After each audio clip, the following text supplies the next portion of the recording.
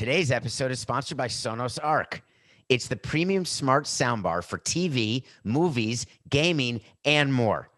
Stay tuned for more details about Sonos Arc later in today's show. Here you go. Here you go.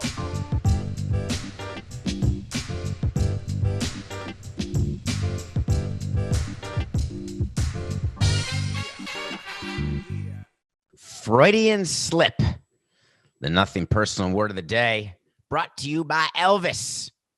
That's right. If you're not watching this on the Nothing Personal with David Samson YouTube channel, you're missing the Elvis glasses from Graceland. Nothing Personal road trip came to an end last night about 1 a.m. We're back. I got to take these off because I want you to see my eyes when we talk about Freudian slips. A Freudian slip is when you say something that you don't mean to say, but it represents exactly what you mean to say. Just picture the scene. You're at a dinner. Maybe you're at a first date or you're with your friend. Sometimes you say, hey, you have a head of lettuce in your teeth. That's a nice thing to do when people have green in their teeth. That's not a Freudian slip. You want to say something. You'd want someone to say something to you, but everyone gets embarrassed. I don't know why you'd get embarrassed, but people have things in their teeth. You have something on your face. Freudian slip is, I can't say that, Coca, can I? That would be the best Freudian slip ever. Freudian slip, Coca, bad producer, is that's not a Freudian slip. Coca's the best producer. That was a joke. Remember this offseason when Tony La Russa was hired by the Chicago White Sox? And here on Nothing Personal, we had some questions. Question 1. How will a guy who's been out of the game for 10 years get back in the dugout and relate to players who are very different? How will a guy take a team that's supposed to be good and make them great? How will a guy who plays old school, believes old school, mesh with players who just want to have fun with Sweet Lou Albano and Cyndi Lauper? Season started, there were complaints. That was after the DUI that was discovered after he was hired. Jerry Reinsdorf said, no problem, we're moving on. He apologized. He won't fall asleep at the wheel. Do you know once, Coca? I can't believe I'm thinking about falling asleep. There was a manager, a Hall of Fame manager. His name is Frank Robinson. And he was a great player, MVP, just a great player. But as an executive and a manager, we did not get along at all. He took over the Expos after we moved from Montreal to Florida. And he was an older manager. And he was the type of guy who hated the Marlins so much that every time they would come to Miami, for example, he would make MLB measure the mound because he thought we were cheating. And we had a saying that we would do, FUF, which is FU Frank, because he was so rude to our GM, to our manager, to our owner, to me. He just was so surly and angry. When we would play the Expos, if you go look at the attendance that we'd make up, very often the attendance would end with the numbers. Oh, I got to get to a phone, Coca. It's not ringing. I just got to get to a phone so I can get this right. If you go back in history of Expos Marlins games when Frank Robinson was managing, a lot of games ended with 383. 383 would be the last three numbers of attendance because that was FUF. One time we were in Pro Player Stadium playing, and Frank Robinson, during a game, fell asleep. He actually fell asleep while managing. And our in-game entertainment people got it on video. We wanted to play it on the Jumbotron, but I said no. It's the one time that I let what I wanted to do not happen, where I thought that I didn't want to embarrass him that much. I would wait to tell the story when I had a show for CBS 15 years later. I still have the DVD somewhere in the archives because it was given to me, and we'd sit around and playing it, me and Larry, me and Mike. It's not that we disrespected him as a player, one of the greatest ever. We disrespected him the way he acted both as a manager and when he worked as Major League Baseball. But he was almost an octogenarian when he managed, like Tony La Russa. And Tony La Russa does have a habit of falling asleep, mostly when he's behind the wheel. But when the season started, there was questions. Is he sleeping during the games because we don't understand or like his substitution patterns? We don't like how he's dealing with the pitching staff. We don't like a lot of stuff. But the White Sox started winning games. And then all of a sudden, the White Sox had the best record in baseball. Tony La Russa, manager of the year. Is it possible? Then they played the Minnesota Twins, who I promised you, we got a DM from someone, Coca, who lost on the Nothing Personal pick of the day every time we pick the Twins, and they've lost every time we've chosen them. And he asked me to please, as a Twins fan, don't ever choose the Twins again. And I committed the Twins will never be, never say never, the Twins will never be a Nothing Personal pick of the day again. You're welcome. Now the Twins can start winning. So the Twins are playing the White Sox. The White Sox are blowing them out. What's going on this season more than ever, way more than ever when I was in the game, thousands of games I was a part of, and I can count on one hand the number of times a position player pitched, whether it was John Baker or Ichiro, maybe some others. But now it seems like every day there's a position player pitching because it's a joke. Pitching staffs are overworked. Games are too long. There's not enough off days. Injuries are mounting in a way that we're going to talk about later in the show that is so bad for the game that it's time for a change. So the Twins are getting rocked, and they put out someone named somebody, Coca. I want to say, wasn't it Wilson Estudio? But there's no way his name is pronounced Estudio, but just a guy for the Twins. Up comes Yermin Mercedes. Mercedes, the great players, young player, new player. He can rake, by the way. Do you know how hard it is to hit a 52-mile-an-hour Zach Greinke oofus ball? It's like slow-pitch softball when you are a professional baseball player. It really screws up your timing. Not easy to hit by any stretch. So, the windup happens. Here he comes. Here comes the pitch. His nickname of the pitcher is La Tortuga, by the way. Here's the pitch. 3-0 count in a blowout. The take sign is on. Tony La Russa has touched his nose, his chin, his ear. Nose, chin, ear. Take. Nose, chin, ear. We would do either nose, chin, ear for take. Sometimes we do the cap, the tip of the cap. Sometimes for players, we would just say, take. But there was clearly a sign for take. The sign was on. Here comes the 52-mile-an-hour floating fastball. That's like a little league fastball. Was it a breaking ball? It didn't break. Changeup. One of the great changeups of all time. Yermin swings out of his shoes, and the ball goes 955 feet. Longest home run in the history of Major League Baseball. It went out of the ballpark, over the street, into somebody's apartment, up the stairs, in the bedroom, and stopped at a nightstand of someone not watching the game. Nothing but net. Everyone's celebrating. Mercedes is happy. The rest of the White Sox bench, they're loving it. Get it? Did you get the nothing but net and they're loving it, Coca? Is there any way that anyone listening to Nothing Personal just got that? Because it was funny. Nothing but net is the McDonald's commercial with Michael Jordan and Larry Bird when they're playing horse. Over the side, next to the building, under my shoes, behind the back, nothing but net. They're loving it. That's McDonald's. I'm loving it. Come on, Coca. We're back in the studio.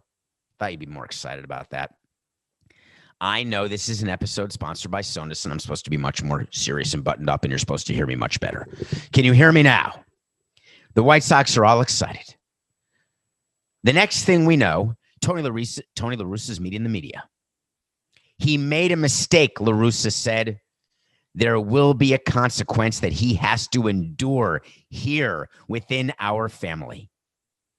But it won't happen again because third base coach Joe McEwing will be on the lookout, and I will be too. And we'll go running in front of the pitcher if we have to.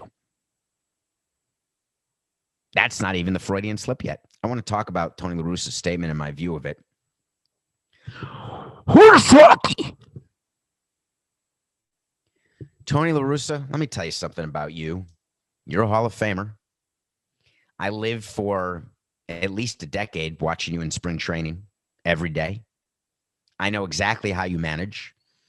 Spent time with you when you were an executive in MLB. I know exactly your view of the game. I'm going to cut it down to 2 sentences, because if you're going to have a hit, you got to make it stick. So we cut it down to 305. Tony La Russa's view is, if you touch one of my guys, I touch 2 of your guys. You hit one of mine, I hit 2 of yours. You do something to disrespect me, I hit you. You try to steal a base when you're up 6, you're hit. You swing 3-0, you're hit. You try to get my guy off the plate by throwing inside, you're hit. I don't like the way you wear your socks, you're hit. I don't like the weather, you're hit. I don't want to play today, you're hit. So he is the manager of a team that is playing well, full of young, rambunctious, exuberant fellas having a blast. And Tony La Russa says that I'm not backing Yermin Mercedes. He's going to get in trouble. What did he do wrong, Tony? Why didn't you tell us what he did wrong? What he did wrong is he didn't follow your sign. Do we agree with that? Because that's where I will be on Tony's side. There are rules, young man. You may not agree with the rules, but I'm in charge. When I give you the sign to take, you take. When I give you the sign to hit, you hit. When I give you the sign to run, you run. When I say shift, you shift. If you want to shift and I say no shift, there's no shift. You don't like where you are in the lineup? Don't play. I'm all in. The way we dealt with players missing signs, purposefully missing signs, and it happens. Hard to prove they purposely missed it. They could always claim, I didn't know the sign, coach. Hey, it's been the same take sign since spring training. We never change our signs. They're so easy, the other teams know all our signs. They know when we're throwing over. You know when the catcher puts the pinky down, which means throw to first? Yep, everyone knows that too. That's not an excuse, Yermin. The way we handle that is privately in the clubhouse after the game. The manager one-on-one brings the player in and says, Yermin, glad you hit the home run, but don't ever do that again. Don't ever, ever not follow what I tell you to do. If my manager ever publicly called out one of my players, that'd be it. I mean, it's easy for me to say because we fire managers just because it's Tuesday. The reason why a manager can't call out a player in public is because the relationship that the manager has in the clubhouse is so attenuated, so stressful, especially when you're Tony La Russa and you have got all the issues that we talked about when this show started. You've got to have their back publicly no matter what, even if you disagree completely. So we're thinking, I can't believe Tony did that, but it's going to get better. So then the next game happens. And of course, guess what happens to Mercedes? Because when you swing on a 3-0 pitch, you're going to get hit. And I'm good with it. Guess what? Mercedes got thrown behind. Duffy of the Minnesota Twins ends up getting thrown out of the game as though the umpires had to confer because Duffy tried to convince him, hey, it slipped. Pitchers never slip. They know where the ball's going. Sometimes they can't throw strikes, but they're not thrown behind batters. The fact of the matter is, Duffy missed Mercedes when he was trying to hit him. So Duffy gets thrown out. Baldelli gets thrown out. And then Tony La Russa meets the media after the game. And he said, I don't have a problem with how the Twins handled it. Tony, that's got to be a Freudian slip, right? You would have been spoken to by Kenny Williams and Rick Hahn. You do know you have a president of baseball operations and a GM. You do know that you're only there because your owner, Jerry Reinsdorf, put you in that position, and that it's likely that Williams and Hahn don't want you around, and it's likely that you're causing a schism and that you better win just to keep the schism as small as possible. And you do know that when you say things that you are doing purposefully, and when you said what you said, you are purposefully creating a problem with your front office and with your players. I know you don't have a problem with them hitting Mercedes because that's how you act. But you don't say that. You go into your clubhouse and you meet with your players and you say, you know what? I can't believe they threw at Mercedes. Guess what we're going to do tomorrow against the Twins? We're plunking 2 of them right in the tuchus. Not in the nas.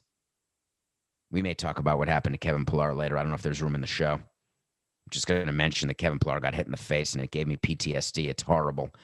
He wanted to be in the lineup again. He looks like crap. He looks like he went 10 rounds with Tyson in his prime, but he's a gamer.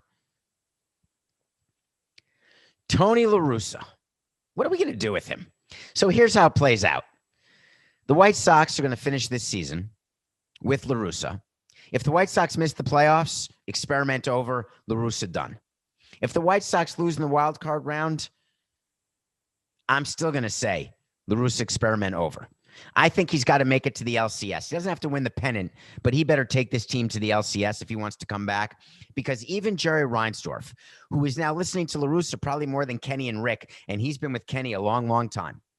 And I know what it's like when you've got an owner who listens to your GM or listens to your manager. It's very hard to be in a position where you're listening to both because the GM and the manager are going to have issues during the course of a season, during the course of an off season, because the manager is interested in a game-by-game basis, being the best and winning a game-by-game. The GM is interested in making sure there's sustainability, making sure they operate to a payroll. Managers don't care about payrolls. La Russa doesn't care about Reinsdorf's money. He just wants to win a World Series. I guess he'd be the oldest manager to ever win a World Series if he wins. So it ends with a trip, some sadness. Was it a Freudian slip, Tony? Nah, I agree with you. It wasn't. I'd like to say that was the biggest news of the day, but it wasn't. How are the Angels doing? Happy? I think they are. They've got an MVP player playing for them. His name is Mike Trout. They have another potential Cy Young MVP playing for them. His name is Shohei Ohtani. They've got tremendous position players in Anthony Rendon. That's exciting. Do you know what they don't have? They don't have victories. Do you know what else they don't have for the next 6 to 8 weeks in news that rocked the sports world? We will strain you. Mike Trout has a cafe strain. 6 to 8 weeks. In other words, let's just say you play 6 games a week. Let's say you're out for 6 weeks only. That's 36. Let's say you're out 8 weeks. That's up to 48 games. 48 games out of 162 games. Ruh-roh. Mike Trout was put on the disabled list yesterday. It's now called the injured list. Announced that he's going to miss potentially 1 to 2 months, upward of 2 months. And everyone's first thought is the Angels are in trouble. They've already been in trouble. Mike Trout and Shohei Ohtani have nothing to do with Andrew Heaney, who was a pick of ours, who we traded to the Dodgers, who then traded him to the Angels immediately. Nothing to do with us. Andrew Heaney in the first inning against Cleveland, the team who's been no-hit twice this season. I think they put up like a 4 spot in the first inning, Coca, and the Indians went on to win on a Josh Naylor go-ahead home run. Another guy we drafted and traded, who's in the big leagues. God, how many number 1 picks? Colin Moran we drafted and traded. He's in the big leagues. Not bad. Not bad. All the people who said we didn't draft well, what you talking about? So the Angels lose 6-5. Ohtani is leading the league in home runs. He doesn't qualify for the ERA title, but he's got a 2 and change ERA. This guy is being compared to Babe Ruth. Is he? Maybe. Is he a unicorn? Possibly. Is he an exciting player to watch? Of course. Do I want to see him pitch and hit in Coors Field during the All-Star game? You're damn right I do. Do I want to see him in the home run derby? I do, but it's not going to happen. Well, I got something to tell all of you as an 18-year executive that you're not going to like. If the Angels knew what they were doing, Shohei Ohtani does not pitch another inning for the Angels this season. He throws some bullpens, keeps his arm okay. Do you remember that Shohei Ohtani had Tommy John? Do you know what happens after you've had Tommy John? You worry every day about another Tommy John. Because if you get a second Tommy John, game over. It doesn't necessarily mean that you can't hit anymore. But Shohei Ohtani is proving to be an extraordinarily important part of a lineup. And you're going to tell me, but the Angels need pitching. And I'm going to tell you you're right. Then make Ohtani a full-time pitcher. But not now. The Angels are floundering. They got rid of Pujols because they thought they could make the playoffs and they wanted to make sure that they had the best people playing. And now Pujols is starting for the Dodgers? That's not going to last. I think we covered that. I am going to my owner as president of the Angels, and I'm trying to get him on board with me telling the GM and the manager, Joe Madden, that we are shutting down Ohtani for the rest of the season. Pitchers, little known fact here about pitchers, forget two-way players, just about pitchers in general. There's only so many bullets in the chamber, sort of like eggs. There's only so many you have. And when they're gone, they're gone. You can't pitch without doing drugs into your 40s and be effective. If you have been a heavy innings load, look at Justin Verlander, one of the great workhorses of our time, eventually TJ. He's recovering right now, might I add. But at the end of the day, Ohtani is a ticking time bomb of injury. Why are you going to waste it now when you know there's a limited number of innings he's going to pitch? Let him play every day. Let him hit. See if you can find other people to pitch, because with Ohtani alone in your rotation, you're not making the playoffs. With Trout out 6 to 8 weeks, the odds are you're not making the playoffs again in what will be another wasted year of Trout, who's not getting any younger.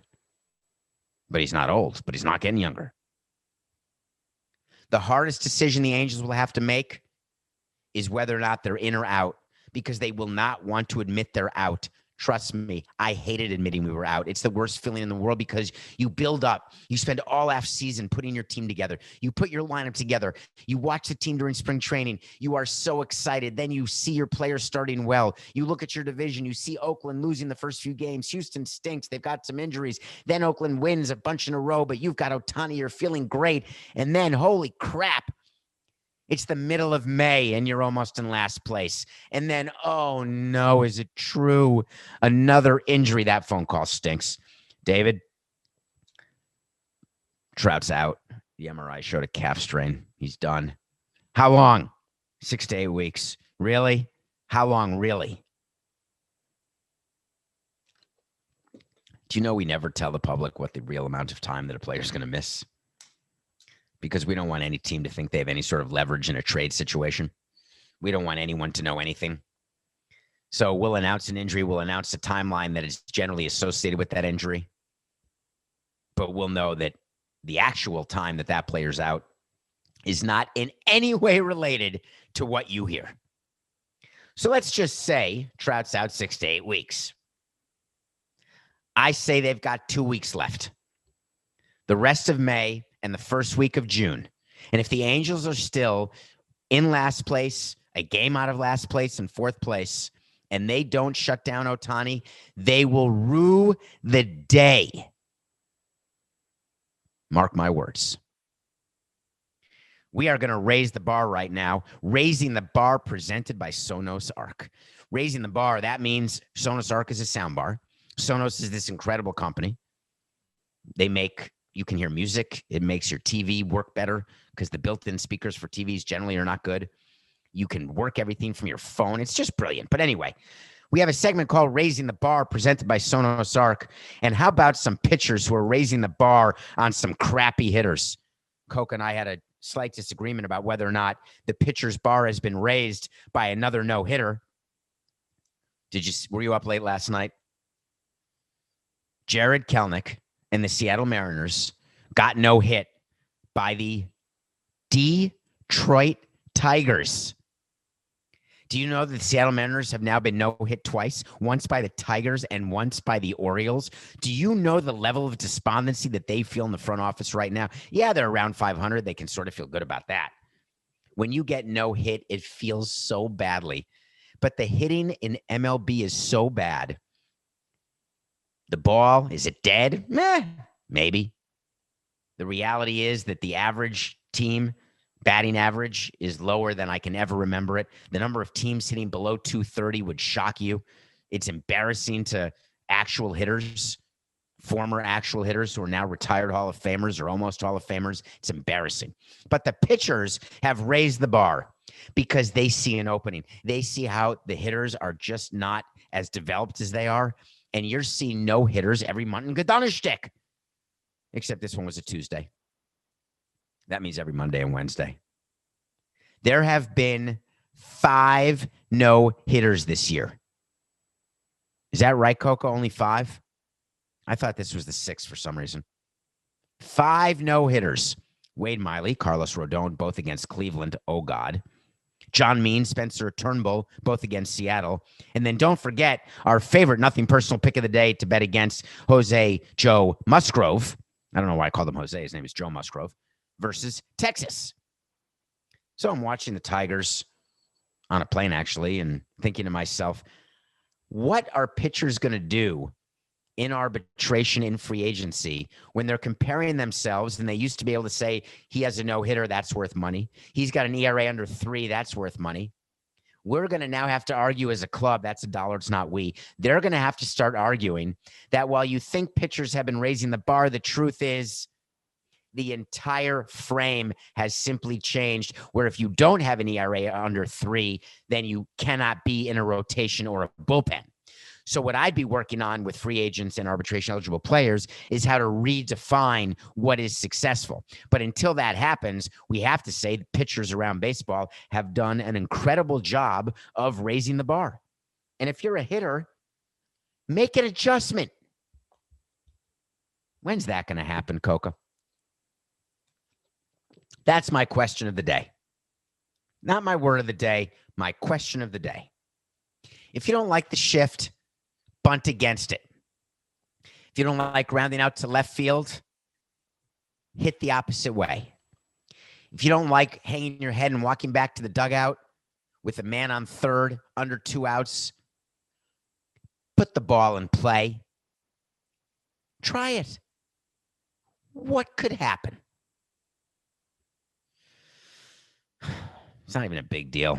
CBS called. They wanted me to do a breaking news hit at like 1 a.m. I was on a plane. But it's still breaking news. But I'm telling you now, if this happens any more often, it's just not breaking news anymore. It's a ho-hum. How many of you know Spencer Turnbull before yesterday? Raise your hand. Raise your hand if you're sure. Are you sure that you didn't know that in 2019 he lost 17 games and you're going to tell me it's no big deal to lose games? No one pays attention to a win-loss record. That's you stat geeks out there. Guess who pays attention to win-loss records? Executives. They say they don't because they want to be cool. They want to be hip with the Ivy League crowd, with their faces and their computers and all their analytics. Do you know how we get paid as executives? Here's a little surprise. Get ready. Not on batting average of balls in play. Not on whip. Not on expected wins above replacement. Do you know how we get contracts and paid? Get ready. You may want to sit down. You probably are sitting down. You may want to stand up. By wins. By wins, dear Holmes. By wins. Congratulations, Spencer. I'm happy for you. We come back. We're going to go through our picks of the day. We've got to talk about the Cameron Maybin trade. Big trade in baseball. And we're also going to end this show, yes, we are, with a little Derek Jeter talk. We'll be right back. Welcome back to Nothing Personal. This is David Samson. This show, Nothing Personal, where you can find anywhere you get your podcasts, when Spotify's working, when Apple's working, Google Podcasts, on YouTube, always working. Nothing Personal with David Samson. Download, follow, enjoy. Please support our sponsor, Sonos. Get yourself a Sonos Arc. It is worth the money. When I watch movies, I watch it with Sonos Arc. And the reason I do is I want to hear it perfectly. I want to hear noises in front of me, behind me, beside me. I want to use my phone to do it. I love the Sonos app. Look, I just hit the Sonos app and I can do everything. I can be listening to music. I can be watching TV. Those 3 buttons, I don't know what those are. I don't know what that does, actually. God, there's stuff that I don't know how to do. I got to call someone. All right, hold on. I'll be right back to you. Sonos Arc is something that you're going to think, is it expensive? It's moderately priced. It's not cheap. If you want cheap, you get cheap. You get what you pay for. What's more important than how you interact with your TV and with your music and with your podcasts? You want to hear them, don't you? I mean, look, I'm using a microphone from CBS that they got at CVS, and you can hear me pretty well, can't you? I use my Sonos Arc in the theater to watch a movie every day. I watch Monster on Netflix. I don't know what to say about it, except it's a movie that it's only okay, but the message is important. It's a movie that basically is about a young black teenager who is in the wrong place at the wrong time, questionably, gets accused of a crime, and he goes through the justice system, and he goes to trial, and the prosecutor wants to paint him as a monster, not a human being, and the defense attorney wants to show that he's a human being, not a monster. So I'm watching this movie, and I'm going back to my law school days, and I was looking everywhere. I got out my old torts book, my old civil procedure book, my criminal law book. I went through the old People Pass book, which is how I studied for the bar and passed the New York bar first try. I did way too well in the bar. I think I got a 70. You only need a 66 to pass. I was pissed. I did it with my friend Brett Parker. We studied all summer, had the best summer. We pretended we were studying the whole time, but we were actually playing in Central Park when we weren't in Peeper's class. And we both tried to get a 66 because it's a pass-fail test. And we both got higher than that, unfortunately. So I'm going through, and I'm looking, and I can't find anything about monsters. Nothing. There's nothing in the criminal code. There's nothing in our Constitution. There's nothing in the civil codes, in the statutes, the Bill of Rights. I don't see anywhere anything where it's the job of the prosecutor to convince the jury that the defendant is a monster. And that it is up to the defense attorney to convince the jury that the defendant is a human being. Where's that? How dare you? That's what I was thinking during this movie. If you've got the facts, argue the facts. If you've got the law, argue the law. If you have neither, yell and scream and call your defendant a monster. The message of the movie is clear, that young black people are looked at as monsters. They don't get the benefit of the doubt in the justice system. The jury of their peers is not a jury of their peers. The presumption of innocence is not granted to young people of color.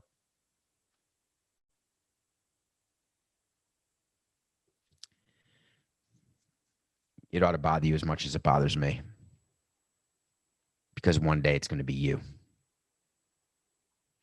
Nothing personal. Pick of the day. NBA play-in is on. I'm picking all the playing games. I'm not sure why. I'm supposed to give you one pick of the day. It's not called the Nothing Personal Picks of the Day. The easiest pick yesterday was the Pacers over the Hornets. Michael Jordan runs the Hornets. The Hornets don't make the playoffs. They don't win in the playoffs. The Hornets just can't. I don't understand why the Pacers were giving 3. Is that because LeVert wasn't playing? I have no idea why. Is that because the Pacers are only mediocre? Who cares?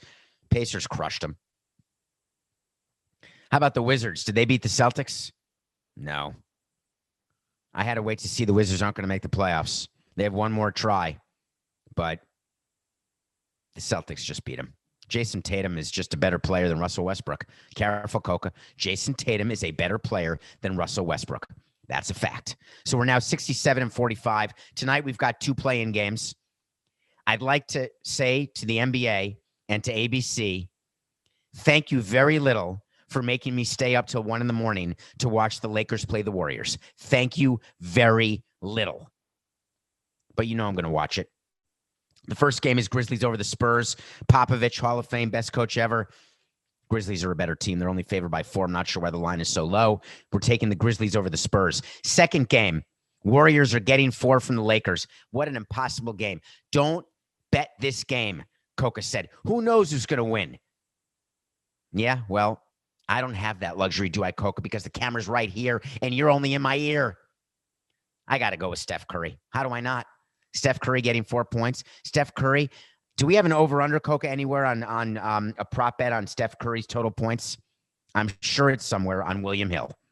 Go find Steph Curry over-under points.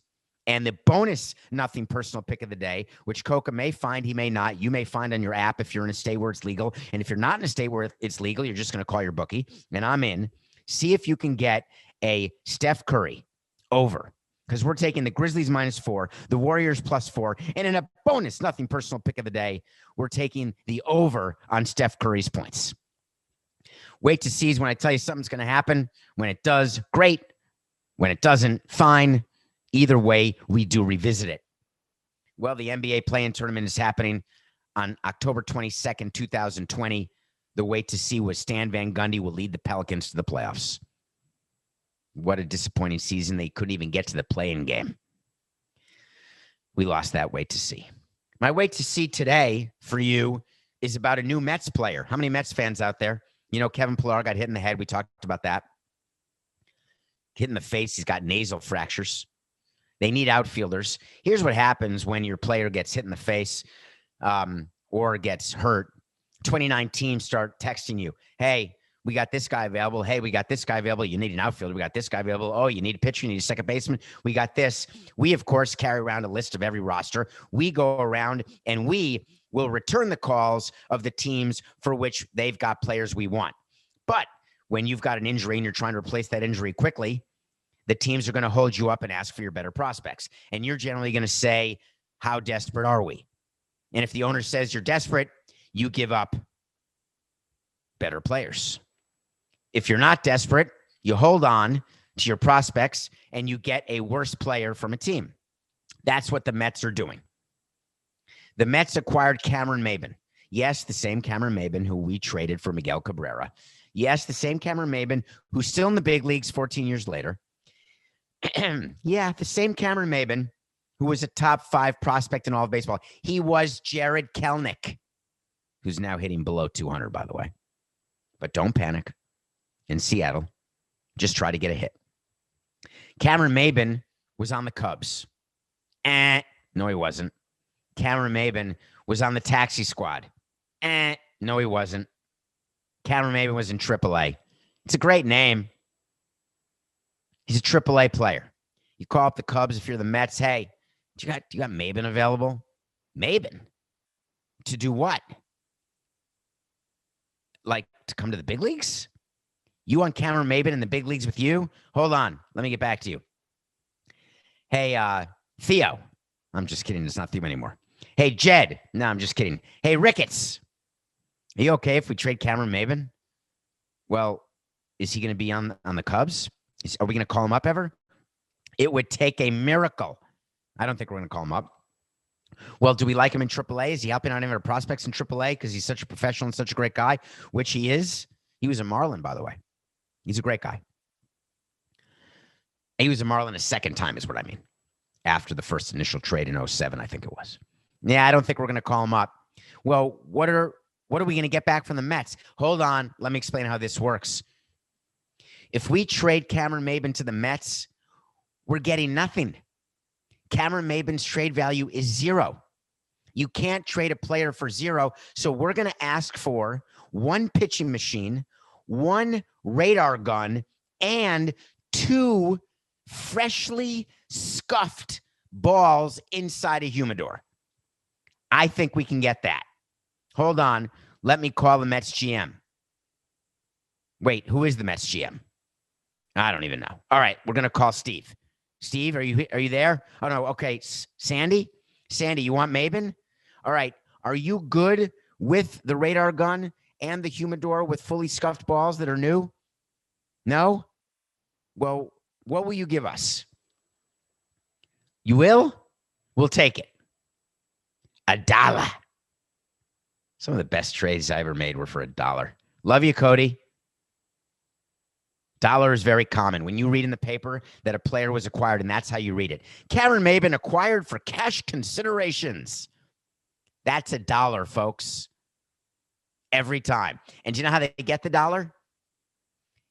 In pennies, rolled up, handed behind the dugout, in the tunnel, in the dark, in a restroom with no one watching, no cameras. We have a clubhouse attendant take the roll of pennies that would otherwise be used for some other nefarious activities in the clubhouse, and they hand it over to the other team's clubby, who then brings it to the manager, who brings it to the GM manager, who gives it to the owner, who puts it in his desk drawer. Nah, it's wired. We get to wire for free. Okay. Wait to see, though. This is the official wait to see for today.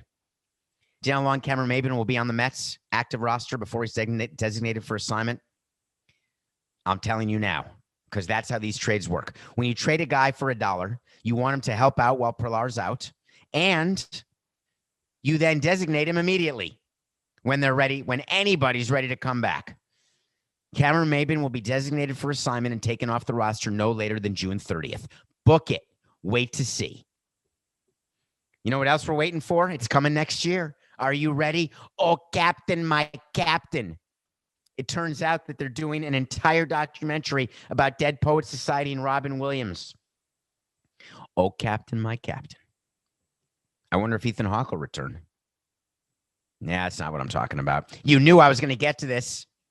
ESPN announced executive producer Spike Lee, a documentary 6-part series on ESPN called Captain, about your friend and mine, Derek Jeter.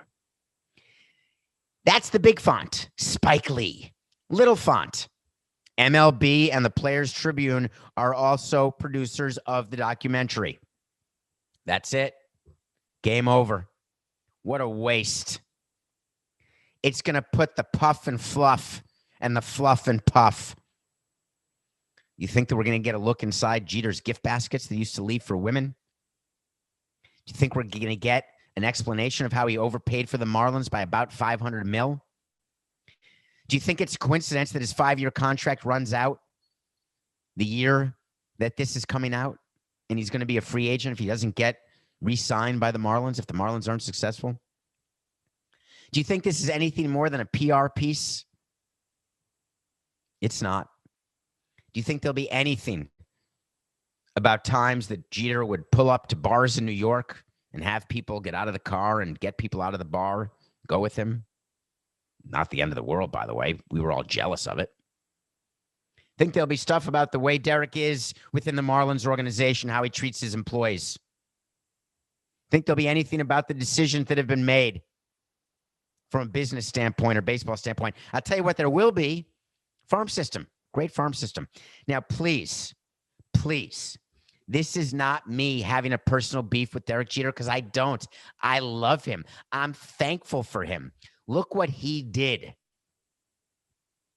If it weren't for him, I would have had to deal more with A-Rod. So, of course, I'm thankful. And I'm not upset that he got rid of everyone. I'm not upset that I went back to Marlins Park and everything that we worked on is gone. I'm really not. As I always told you, I held the baton for a period of time to pass it on to someone else who will hold it for a period of time and pass it on to someone else. What Jeffrey Loria did as owner of the Marlins and getting Marlins Park built saved baseball in Florida for 38 years. Did it save it forever? Someone else is going to have to save it the next time when a new ballpark is needed. I'm thankful that the Marlins made the playoffs. I want them to win another ring. I want the franchise. I root for them. I really do. I want the Marlins to win games. I even have my surprise of the year, the Marlins finishing ahead of the Phillies. But what I don't like is when Jeter or anyone tries to tell you that you're stupid. I treat you like you're smart. I treat you like you get some of the crazy inside jokes, like some of the Yiddish I say, or some of the crazy references to old movies or new movies. I assume the best. When you do a documentary about yourself that you're in charge of, you are basically saying to your audience, not only do I not respect you, but I'm going to control what you think of me because I'm going to keep the dream alive. And the dream is that I'm Teflon. That's not good TV. You're not going to learn anything. You know what that is, though? It's just business. Bye-bye. This is nothing personal.